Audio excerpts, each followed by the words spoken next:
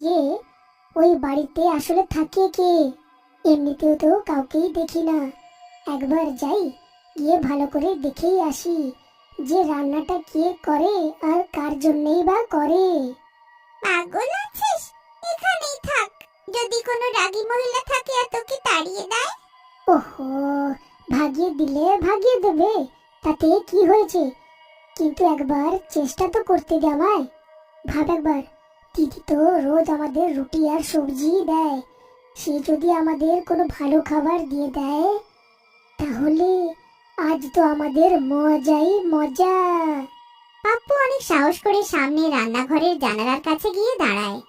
রান্নাঘর থেকে কাজ করার আওয়াজ আসতে থাকে। পাপ্পু উকি মেরে দেখে, কিন্তু কাউকেই দেখতে পায় না। আবার বাসনের আওয়াজ শোনা যায়। পাপ্পু কিছু বুঝতে পারছিল না, তাই সে জোরে ডাক দেয়। পাপ্পুর ডাক দেওয়ার পরে রান্নাঘর থেকে আওয়াজ আসা বন্ধ হয়ে যায়। তবুও জানলা থেকে কেউ দেখে না। এবার পাপ্পু ঠিক করে নেয় যে ও প্রতিবেশীর সাথে কথা বলেই ছাড়বে। তাই সে চুপি চুপি ঘরের ভেতরে ঢুকে যায়।